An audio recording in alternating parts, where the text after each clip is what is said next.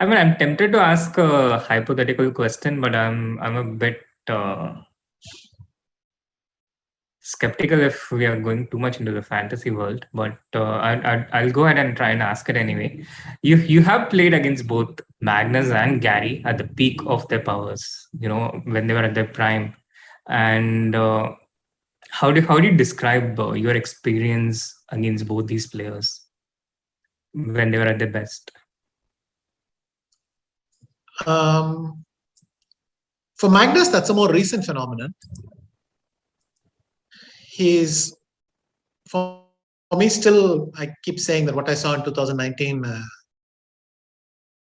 just leaves me awestruck. And Garry feels remote in the sense that after the years pass, you stop feeling it. But of course, Garry was equally intense, and it was a heavy experience playing him. Many people, the way they described how playing as Garry sounds very much like how they describe playing with Magnus. But the one clear difference is Magnus is a much more universal player. Garry needed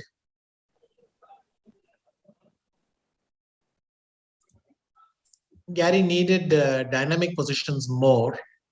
Even though he played many quiet positions excellently, he never chose them.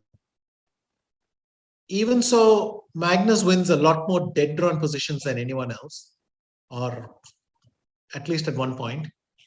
And Magnus experiments much more. I don't know if this is necessary because Garry was uncomfortable at it.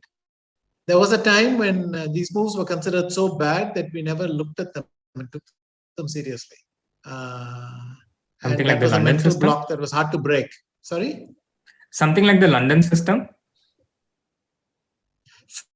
For instance, and many quiet setups and all. E4, C5, knight of 3, I mean, I remember the famous remark of Garry that when Swidler beat him in Tilburg 97 with this bishop b5 check, Garry said, well, if we have to study this, we'll get no serious work done. And now I would gently remind him that there's quite a lot of serious work here. But I think they're also creatures of their time. Magnus seems to be a more complete and universal player, but on the other hand, he came at a much later state of computer development. I can't really compare the two very well. But Magnus being more universal than Garry, I think that's fairly uncontroversial.